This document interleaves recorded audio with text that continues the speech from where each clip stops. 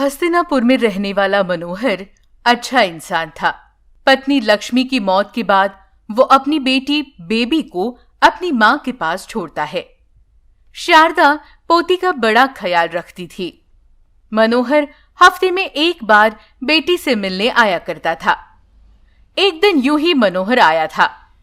मां, बेबी कहाँ है? काफी देर हो गई, कहीं दिखाई नहीं दे रही वो। बेबी घर में छिपी थी।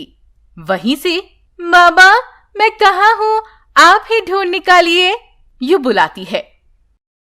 मनोहर उसे ढूंढने लगता है। वो बेबी को ढूंढ लेता है। बेबी खुश होकर, बाबा, आज मेरे लिए क्या लाए हैं आप? यूं पूछती है।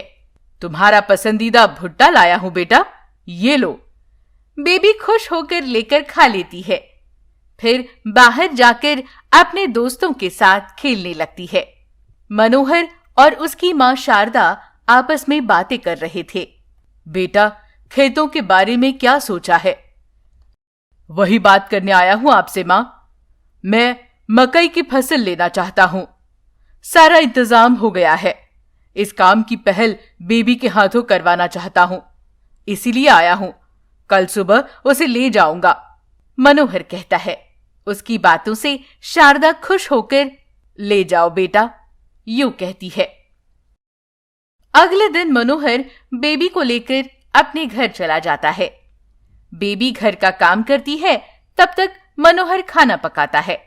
फिर दोनों खाना खाकर काफी देर बातें करते हैं, फिर सो जाते हैं। सुबह उठकर मनोहर बेबी को खेतों में ले जाता है। उसके हाथ से पूजा करवाकर पहला पौधा लगाता है। मनोहर खुश हो जाता है। फिर बाकी के पौधे भी लगा देता है। वो दिन बीत जाता है। अगले दिन मनोहर बेबी को फिर से अपनी मां शारदा के पास छोड़ आता है। दिन बीत रहे थे। एक दिन तेज बारिश होने लगती है। तूफान सा आने लगता है। मनोहर के खेतों में फसल नष्ट हो जाती है।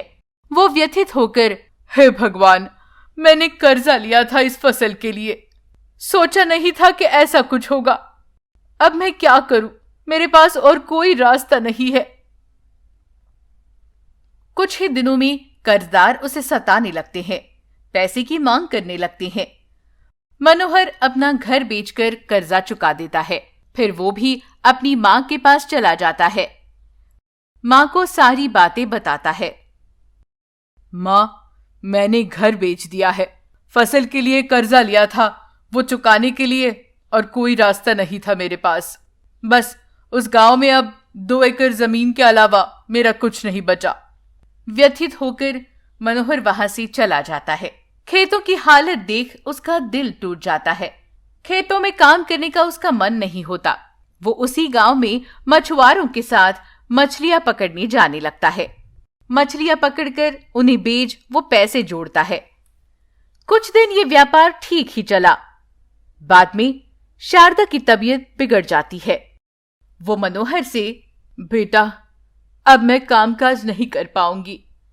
तुम्हें ही हर चीज का ध्यान रखना होगा, यूं कहती है। ठीक है मां, तुम चिंता मत करो, आराम करो, यूं कहकर मनोहर मछलियां पकड़ने चला जाता है। उस दिन शाम को मनोहर के घर ना लौटने पर उसकी मां और बेटी दोनों परेशान हो जाते हैं। बेबी दादी से, दादी, बाबा अब तक घर नहीं लौटे, मुझे बहुत डर लग रहा है। शारदा भी चिंतित थी। उतने में एक आदमी आकर, मनोहर आप ही का बेटा है ना? उसकी नाव पर एक बड़ी मछली ने हमला किया। उसने खुद को बचाने के लिए बहुत कोशिश की। वो नाव दूर तक ले गया, पर अब उसका कोई अता पता नहीं है। न जाने कहां चला गया। ये तुम क्या कह रहे हो? किसी ने उसे ढूंढने की कोशिश नहीं की? नहीं, सारे डर गए थे, वापस आ गए सारे किनारे पर, यूं कहकर वो आदमी चला जाता है। बेबी दादी से, बाबा कहाँ होंगे दादी? चलिए ना उन्हें ढूंढते हैं, मुझे डर लग रहा है, यूं रोने लगती है। चलो बेटा, देखते हैं। शारदा बेबी को लेकर नदी किनारे आती है। वहां से नाव लेकर दोनों भी नदी में जाती है। बाबा, बाबा, कहाँ हो आप बाबा? बाबा। शारदा भी, मनोहर, बेटा मनोहर, क्या तुम हमारी आवाज सुन रहे हो? यू पुकारने लगती है। वो दोनों यू चिल्लाकर मनोहर को ढूंढ रही थी। उन्हें कुछ समझ में नहीं आ रहा था। वो नाव नदी में दूर तक चली गई थी। वो दोनों रोने लगती है।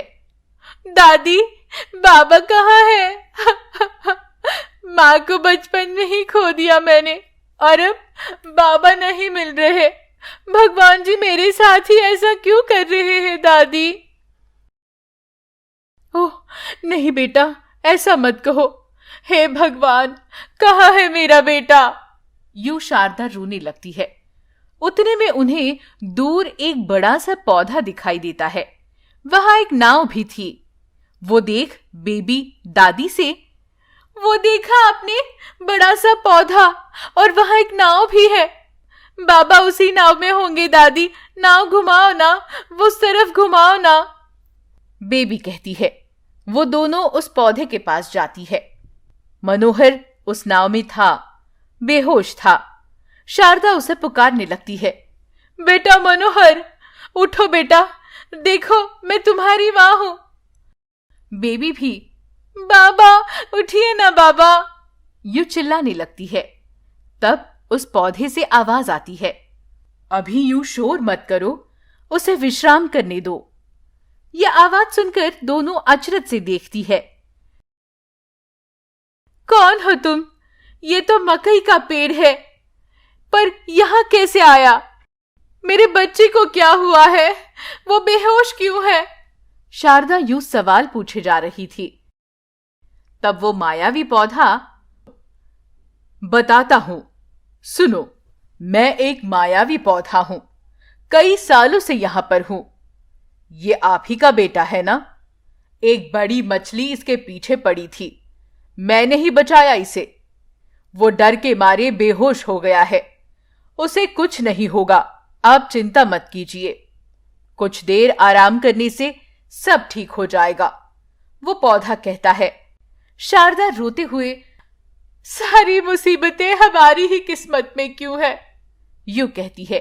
तब वो पौधा, दुखी मत हो, क्या है आपकी समस्या, बताइए, मैं मदद करूंगा। सचमुच आप मदद करेंगे?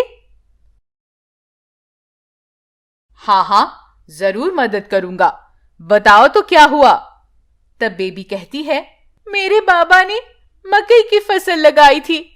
अचानक आई तेज बारिश से सारी फसल नष्ट हो गई। हमारा घर बेचकर उन्हें कर्जा चुकाना पड़ा। तब वो मछलियां पकड़कर घर चलाने लगे। यू बेबी सारी बातें उस पौधे को बताती है। ओह, तो ये बात है, डरो मत, आपकी जिंदगी अब बदल जाएगी। और इतने में उस पौधे से भुट्टे निकल आते हैं। बड़े बड़े और रंगीन थे वो भुट्टे। शारदा और बेबी वो देख हैरान रह जाते हैं। ये क्या, मदद करने को कहा तो आपने भुट्टे दिखा दिए? तब वो मायावी पौधा कहता है, हा हा हा, ये मकई के बीज अपने खेतों में लगाओ, आपकी फसल अच्छी होगी। बेबी ठीक है कहती है। शारदा वो भुट्टे ले लेती है। कुछ देर बाद मनोहर को होश आता है। उसे कुछ समझ नहीं आता कि वो कहां है। तब शारदा विस्तार से सारी बातें बताती है। वो भी मायावी पौधे को हाथ जोड़कर धन्यवाद देता है। कोई बात नहीं, मैं सबको मदद करने के लिए ही यहां हूं, उस पौधे से आवाज आती है। फिर वो तीनों अपने गांव लौट जाते हैं। वो रंगीन भुट्टे के बीज वो अपने खेतों में लगाते हैं। तुरंत उनके खेत में बड़ी मकई की फसल आ जाती है। इतना ही नहीं, वो सोने की फसल थी। सारे भुट्टे सोने के थे। ओह, ये क्या, सोने का भुट्टा! वाह, सोने का भुट्टा! बेबी खुशी से चिल्लाने लगती है। मनोहर, शारदा भी ये देख हैरान रह जाते हैं। वो तीनों भी मायावी पौधे को प्रणाम करते हैं। हे मायावी पौधे, तुम्हारा बहुत बहुत शुक्रिया। तुम्हारा ये एहसान हम जिंदगी भर नहीं भूलेंगे। वो तीनों उस पौधे को यूं धन्यवाद देते हैं और फिर वो सोना बेचकर वो धनवान बन जाते हैं। खुशहाल जिंदगी शुरू करते हैं।